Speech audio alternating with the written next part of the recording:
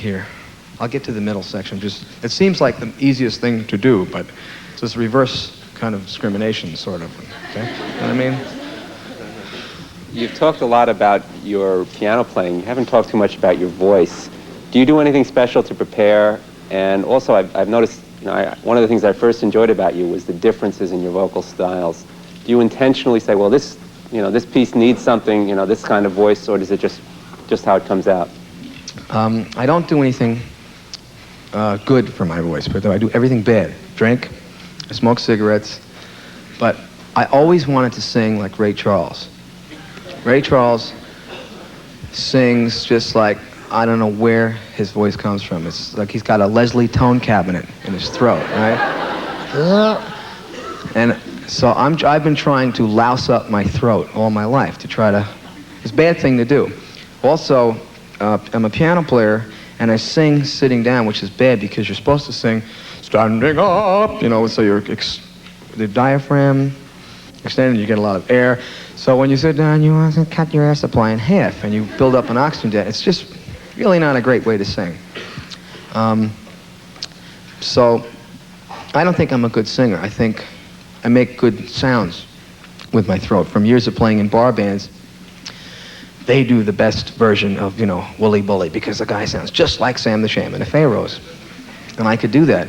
And I do intentionally change my voice from song to song. I says, today I'm going to be Steve Winwood. You know what I mean? What's that song he does? Yeah, okay. Come down off your throne. Little frog. I have warmed up. Okay. Leave your money at home. See, that kind of thing. It's still trying to be Ray Charles, but the white version of it, right? Then you have the. You can do a lot of voices just trying to be Ray Charles. Then you have the Joe Cocker version, right? Of trying to be Ray Charles, right? You are so beautiful. There's a man.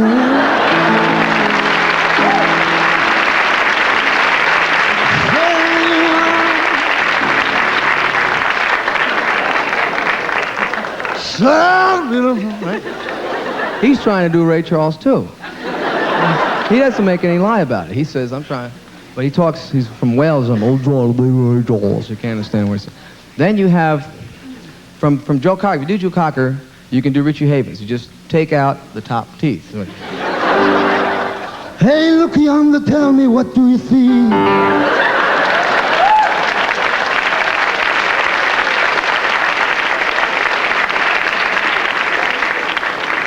Now, these are all ways of developing a singing style through trying to be somebody you're never going to be. You weren't born to do that, but you're going to try. You have an idol, you have someone you look up to, and the different stages you go through, you find out different things about your voice, and they come in handy. Okay, right in the middle. Yeah. I like your new song, Allentown, and you conceived that melody in Pennsylvania, and also, are there any particular classical musicians that influence your music? Okay, Allentown, yes. First time I played in the Lehigh Valley in Allentown, that's one of those bread and butter places. You don't start off playing Madison Square Garden, Cobo Hall. You start in college towns, and there's a lot of colleges in Allentown. There's Lehigh Valley, Lehigh University, Muhlenberg College, Bergville College, Bergville, Poundberg, Bergtown, And in Allentown, there's like a whole bunch of these places. So the first time I played, I said, Allentown, like it just sounds like Americaville, Allentown, like Jimmytown, like Bobbyville, So I said, so what a real American sign is. So I started writing a song. Well, we're living here in Allentown. Na, na, na, na, na, na, na. I said, now that's nice. Now, someday I'll think of what I'm going to say, because it could have ended up being a real boring song. Living here in Allentown, and we're living here in Allentown, and we're dying here in Allentown. and then they put us under the ground. So, only in the last year, I think, I said, now I'm gonna write that Allentown song because the steel industry was hurting. I said, that's what I'm gonna write about. Okay, so that's where that came from. But I started writing it about 10 years ago. So that was one of the, hanging out in the computer back there. You should store away little bits and pieces. You really should. Don't throw them away. File them in the computer room because what was that bit about? What was that thing? Is it bing? Thank you very much. When you need a bridge, boy, they really come in handy. Let me tell you. So yeah, you go ahead. Yeah, this guy, you. You're one of the few big stars in the industry now, and I understand the marketing behind the big star. And you're worth a lot to Columbia. You're worth $1 million, many millions of dollars. How do you prevent Billy Joel from becoming a product? How do you keep the individualist in yourself? You have to get involved with a certain amount of what the business is that goes on. You may not know what they're talking about, but you have to protect yourself from being marketed because they'll take an album, right, or a piece of music, something that you've worked arduously and you've put your heart and your soul into it, and you're very sensitive about it. And it's like this beautiful thing, and then they'll go out and buy the new Billy Joel album. It's the most wonderful thing. It's like, wait a minute, no, that wasn't the idea I really had in mind. It's the greatest thing since the first coming.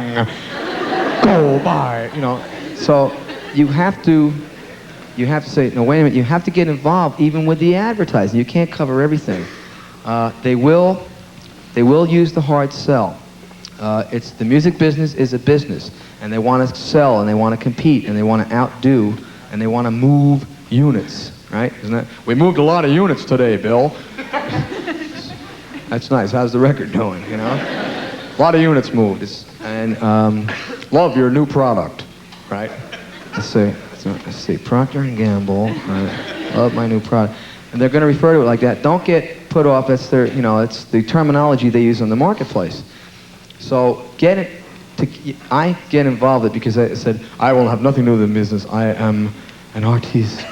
I wore a beret for a while. I said, I'm an artiste. I know nothing from this business thing. And go buy the new Billy Joel album, on sale right now. And also you get new Blue Cheer if you act now. It's wait a minute, I gotta shut this right down. And I started to get involved. It's something you're gonna have to learn in general how the business things work, promotion, advertising, even if they do pick a single, how it's edited, because they'll take a single and say, we want that for a single, but it's 5 minutes long. We got to cut it down to 3 minutes.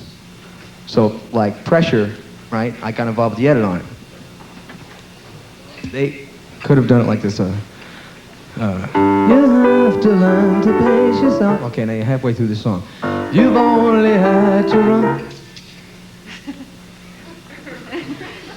3 minutes, okay, that's it.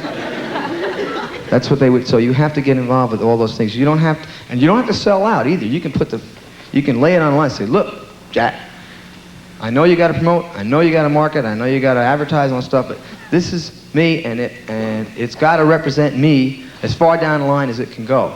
And hopefully you have some control over it. Other than that, otherwise they'll throw you out there like a box of cornflakes.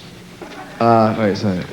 Who didn't we get? Okay, right there, yeah, this guy back here with okay. In sports, they talk about a home court advantage. Do you like to play in New York more than any other place? Okay.